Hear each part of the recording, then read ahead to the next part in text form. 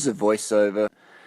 It's 4:46 a.m. Tuesday morning, the 28th of June. I'm here in Chiang Mai, Thailand. I'm starting my day. Video, audio, why I don't care anymore. This month's been a revelation for me. I've had a lot of personal growth this month, more in this month than I can ever remember in my adult life.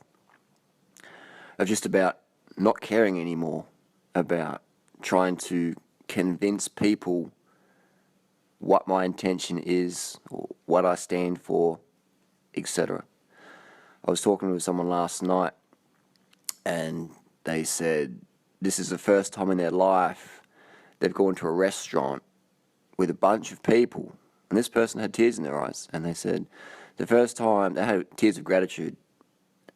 First time in their life they've been to a restaurant where everyone at the tables, not just the table, but everywhere they look in the restaurant, with basically the CARB the fuck armies form the restaurant every single night here in Chiang Mai for the last 4 weeks. And they said everyone got it. There was no explaining about carbohydrate or protein. Everyone just got it. Everyone was just having a good time.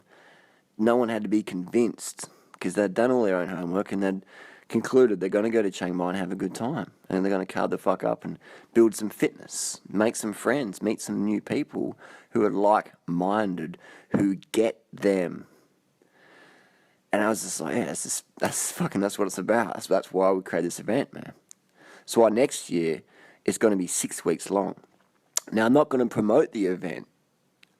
I'm going to promote the person who needs to, what's the word? I don't want this to get bigger. I want it to become more quality, more leaders, not more audience. I'm not about quantity when it comes to, what's the word? I would rather have quality interactions versus quantity. Most people go to the fruit shop and there's quantity of fruit. There's heaps of bananas, there's heaps of oranges, there's heaps of melons. But I walk into a fruit shop and it's rare I will buy something because I know it's all shit. The quantity's there, but there's no quality. When you bite into a piece of fruit, it often tastes like Vaseline and water. You know, maybe a little bit of sugar in it, but the quality's just not there. And I could walk into that fruit shop and convince the staff or the customers that this fruit is all just shit compared to what it could be. And they could be like, they could pick up an apple, a Granny Smith sour as fuck apple, pick it up, bite into it and go, no, mate, it's beautiful, mate, it's sweet as. But they've never had the fruit I've had.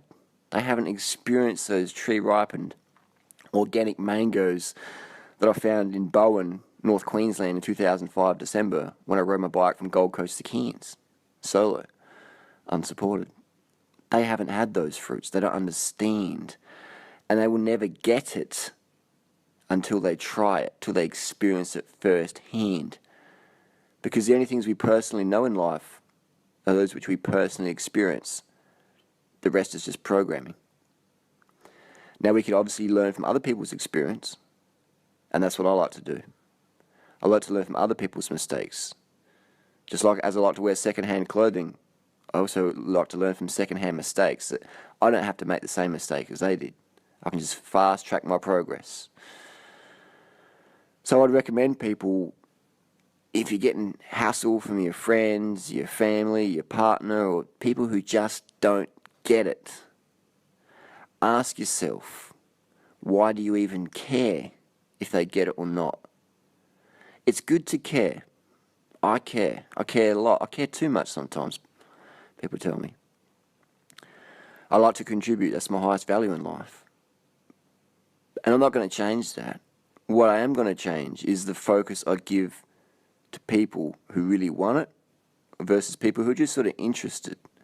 Because there's a big difference between interest and commitment. You might go to dinner with someone and they might ask you about your diet.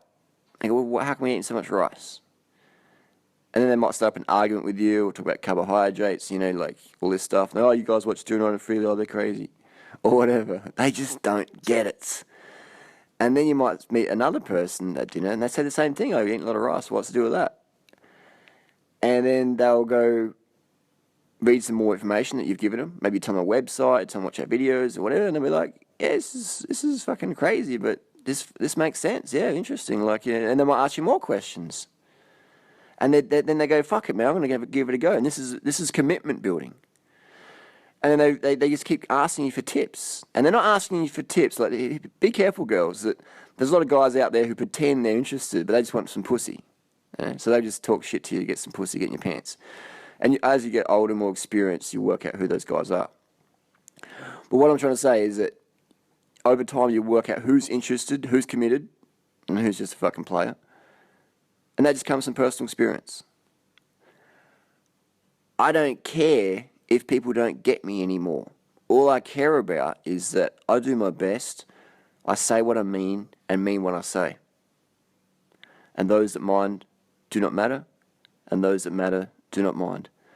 So quit caring too much about people who don't care enough. If they don't care about their health like you do, why spend so much energy trying to convince them they should? If you walk into a bike shop and someone says your gears, like, you don't need those easy mountain gears, they don't ride mountains. They don't ride Toyotanon. They don't get it. I could go into every bike shop for the rest of my life and talk to staff or people from Shimano or SRAM and say, hey, you know, the gearing is just it's for flatlanders, man. It's for racing criteriums or whatever. Or it's for doped up pro riders. Like, where's the functional gearing for true adventure road riding? You know, it's just not there yet. We have to create it. We're putting mountain bike cassettes and mountain bike cranks on road bikes. We're not waiting for the industry to change. We're changing the industry. Change yourself. Don't wait for others to change. Because when you change yourself, people who are like-minded will gravitate towards you.